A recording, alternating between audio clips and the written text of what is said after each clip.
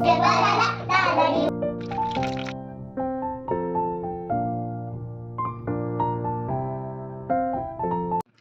All, ನಮಸ್ತೆ ಎಲ್ಲರಿಗೂ. ನನ್ನ ಮತ್ತೊಂದು ವ್ಲಾಗ್ಗೆ ನಿಮಗೆಲ್ಲರಿಗೂ ಸ್ವಾಗತ ಸುಸ್ವಾಗತ.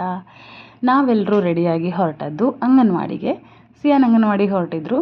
ಫುಡ್ ತಗೊಂಡು ಬರೋದಿತ್ತು, ಅದಕ್ಕೋಸ್ಕರ ಹಸ್ಬೆಂಡ್ಗೂ ರಜೆ ಇರೋದ್ರಿಂದ ಎಲ್ಲರೂ ಒಟ್ಟಿಗೆ ಹೋಗುವ ಅಂತ 4 ಜನನೂ ಬಂದಿದ್ರು.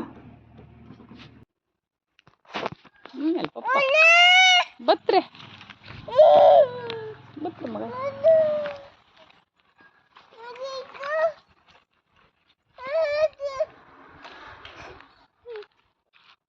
ಬತ್ರು ನಿಲ್ಲೇ.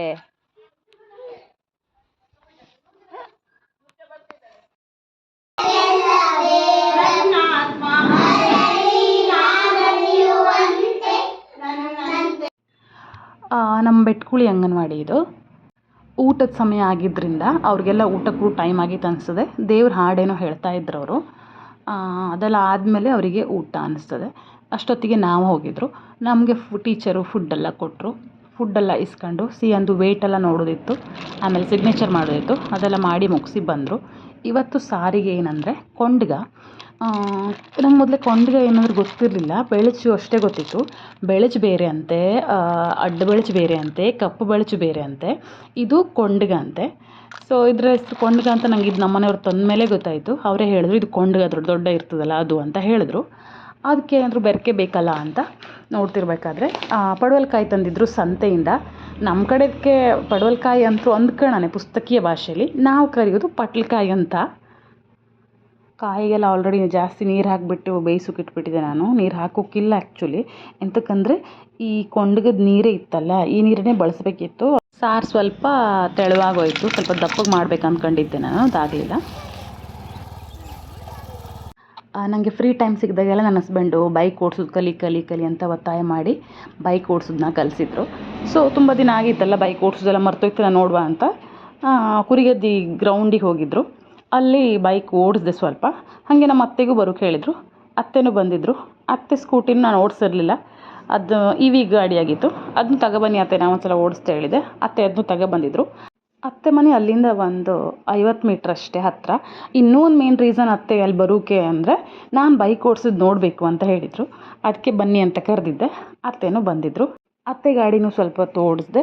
ಹಾಗೆ ಅಲ್ಲೇ ಕೂತ್ಕೊಂಡು ಸ್ವಲ್ಪ ಸುದ್ದಿ ಹೇಳಿ ಎಲ್ಲ ಮಾಡಿ ಟೈಮ್ ಪಾಸ್ ಮಾಡಿದ್ರು. ಪಾಪು ಬೇಜಾರು ಬಂದೈತಂತೆ. ಹೋಗಿ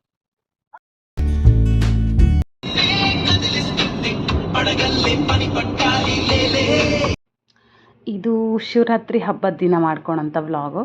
ಶಿವನ ದೇವಸ್ಥಾನಕ್ಕೆ ಎಲ್ಲಾದರೂ ಕರ್ಕೊಂಡೋಗಿ ಅಂತ ಹೇಳಿದ್ದೆ. ಸೊ ಈ ಸತಿಗೆ ಬೇರೆ ಕಡೆ ಎಲ್ಲಾದರೂ ಅಂದರೆ ಹೋಗದಿರುವಂಥ ಯಾವ್ದಾದ್ರು ಒಂದು ಪ್ಲೇಸಿಗೆ ಕರ್ಕೋಗ್ತಾ ಹೇಳಿದರು. ಕಡೆಗೆ ನೋಡ್ತಾನೆ ಎಲ್ಲಿ ಅಂತ ಕೇಳಿದ್ರೆ ನಾಗೂರು ಬ್ರಹ್ಮೂರು ಇದೆಯಲ್ಲ, ಅಲ್ಲಿ ಒಳಗಡೆ ಹೋಗುವ, ಅಲ್ಲೊಂದು ದೇವಸ್ಥಾನ ಇದೆ ಅಂತ ಹೇಳಿದ್ರು. ಸರಿ ಆಯ್ತು, ಅಲ್ಲೇ ಹೋಗುವ ಅಂತ ಹೇಳಿದೆ. ಅಲ್ಲೇ ಹೊರಟ್ರಿ 4 ಜನ ನಾವು.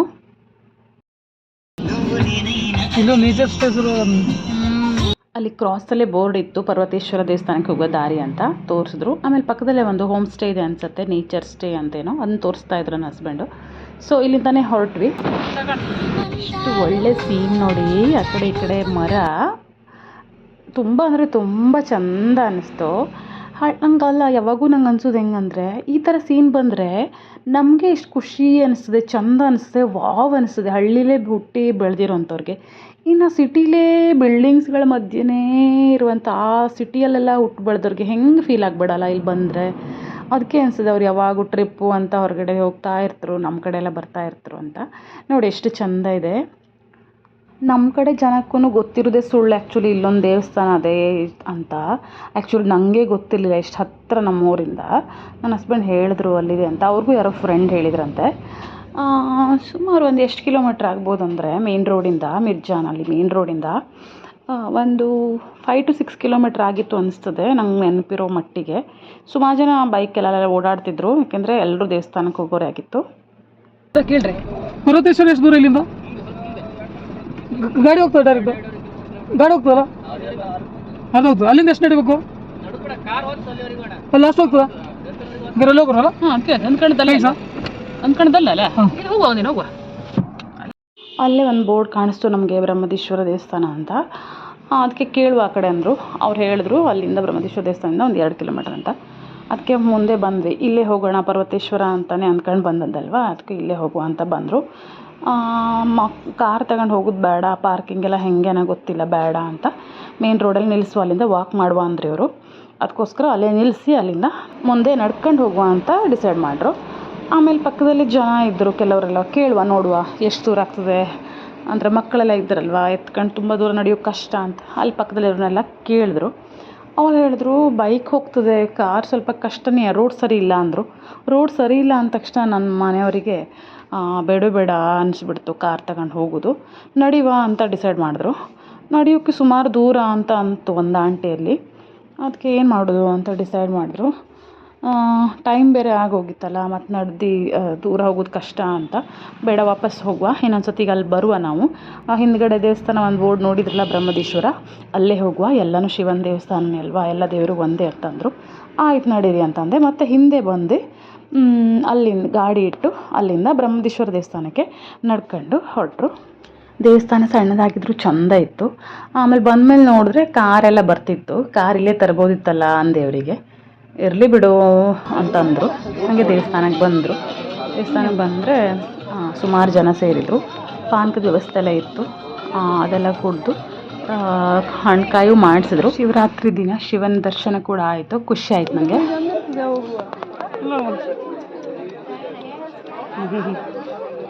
ಈಗ ಮರಿ ಈಗೇನಿಲ್ಲ, ಯಾರು ಸಣ್ಣ ಹೇಳ್ಬಿಡ್ತಾವಲ್ಲ ನಾನು ಹಿಡು ಕೈ ಹಿಡ್ಕೊಂಬರಿದ್ದೇವನ ನಂಬುದಲ್ಲ, ಮೆಗ್ಗೆಲ್ಲ ಸೀರಿಯಸ್ ಇದು ಚಿಂತೆ ಬಟ್ಟೆಲ್ಲ ಬೇಕಂತೆ.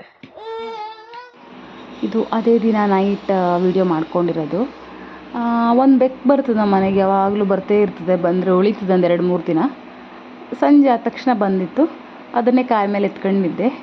ನಾವು ರಶಿ ಲೈಕ್ ಮಾಡ್ತಾರೆ, ಅದಕ್ಕೆ ಮಕ್ಕಳು ರಶಿ ಚಲೋ ಮಾಡ್ತಾರೆ. ಅದಕ್ಕೆ ನಮ್ಮ ಮನೆಗೆ ಬಂದಾಗೆಲ್ಲ ಉಳ್ಕೊಂಡು ಹೋಗ್ತದೆ, ಯಾರಂತ ಗೊತ್ತಿಲ್ಲ. ಇದು ಮತ್ತು ನೆಕ್ಸ್ಟ್ ಡೇ ವ್ಲಾಗು.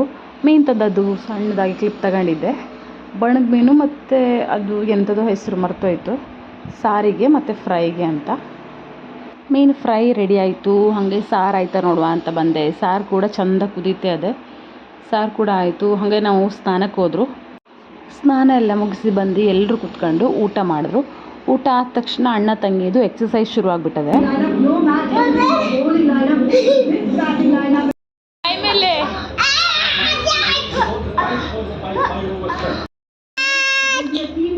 ಮಗ ಈಗೆಲ್ಲ ಎಕ್ಸಸೈಸ್ ಮಾಡೋದು, ಈಗ ಊಟ ಆಯ್ತಲ್ಲ, ಈಗ ಮಲ್ಕೊಳ್ಳು.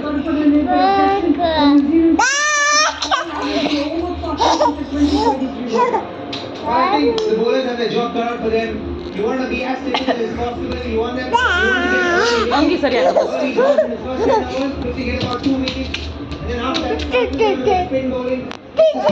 Get ಮಲ್ಕೊಳ್ಳಿ ಹೋಗಿ, ಮೇಲೆ ಹೋಗಿ ಮಲ್ಕೊಳ್ಳಿ. ಆಗ the pressure from running. ಮಧ್ಯಾಹ್ನ ನಿದ್ರೆ ಆಯಿತು. ಮಕ್ಕಳಿಬ್ರು ಅಜ್ಜಿ ಮನೆಗೆ ಹೋದ್ರು. ನನ್ನ ಅಜ್ಜಿ ಮನೆ ಕುರಿಗೆದ್ದೆಗೆ ಹೊರಟಿದ್ರು. ಸೊ R15 ಬೈಕ್ ತಗೊಳ್ತೆ ಅಂದರು ಇವರು. ಅದೇ ತಗೊಳ್ಳಿ ಅಂದೆ, ಕುತ್ಕೊಳ್ದೆ ಹತ್ತತ್ರ 2 ವರ್ಷ ಮೇಲಾಗೋಯ್ತು. ಅದಕ್ಕೆ ಒಂದು ವಿಡಿಯೋ ತಗೊಂಡೆ.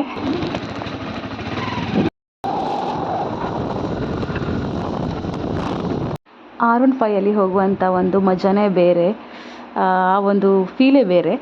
ಆದರೆ ಏನು ಮಾಡೋದು, ಮಕ್ಕಳೆಲ್ಲ ಆದಮೇಲೆ ವೇಸ್ಟ್ರಿ ಗಾಡಿ. ಗಂಡ ಹೆಂಡತಿ ಇಬ್ಬರೇ ಆದರೆ ಆರಾಮ್ ಕುತ್ಕೊಂಡು ಹೋಗ್ಬೋದು, ಸಿಂಗಲ್ ಆದ್ರೂ ಆರಾಮ್ ಹೋಗ್ಬೋದು. ಬಟ್ ಮಕ್ಕಳು ಅಂತ ಆದಮೇಲೆ ಈ ಗಾಡಿ ವೇಸ್ಟೇ. ಸೊ ಹಾಗೆ ನಿಲ್ಲಿಸಿಟ್ಟಿರೋದೆ ನಾವು. ವೀಕ್ಲಿ ಒನ್ಸ್ ಇವರು ಸ್ಕೂಲಿಗೆ ತಗೊಂಡೋಗಿ ಬರ್ತಾರಷ್ಟೇ, ಸ್ಯಾಟರ್ಡೆ. ಆಮೇಲೆ ಮತ್ತೆ ಅದನ್ನ ಶೆಡ್ಡಲ್ಲಿ ಕೂಡಾಕಿಡೋದೆ. ಯಾರಾದರೂ ನನ್ನ ಚಾನಲ್ನ ಫಸ್ಟ್ ಟೈಮ್ ನೋಡ್ತಿದ್ರೆ ದಯವಿಟ್ಟು ಸಬ್ಸ್ಕ್ರೈಬ್ ಮಾಡ್ಕೊಂಡು ನೋಡಿ, ಸಪೋರ್ಟ್ ಮಾಡಿ ಅಂತ ಕೇಳ್ಕೊತೀನಿ. ಯಾವುದಾದ್ರೂ ಒಂದು ಚಿಕ್ಕ ರೀಸನಿಂದ ಆದರೂ ನಿಮಗೆ ವಿಡಿಯೋ ಇಷ್ಟ ಆದರೆ ದಯವಿಟ್ಟು ಒಂದು ಲೈಕ್ ಕೊಟ್ಟು ಪ್ರೋತ್ಸಾಹ ಮಾಡಿ, ಆಮೇಲೆ ಶೇರ್ ಮಾಡಿ ಅಂತ ಕೇಳ್ಕೊತೀನಿ. ಈ ನನ್ನ ಚಿಕ್ಕ ವ್ಲಾಗನ್ನು ನಾನು ಇಲ್ಲಿಗೆ ಸ್ಟಾಪ್ ಮಾಡ್ತೆ. ಮತ್ತು ನಿಮಗೆ ನೆಕ್ಸ್ಟ್ ವ್ಲಾಗಲ್ಲಿ ಸಿಗ್ತೆ ಅಂತ ಹೇಳ್ತಾ ಟೇಕ್ ಕೇರ್, ಬಾಯ್.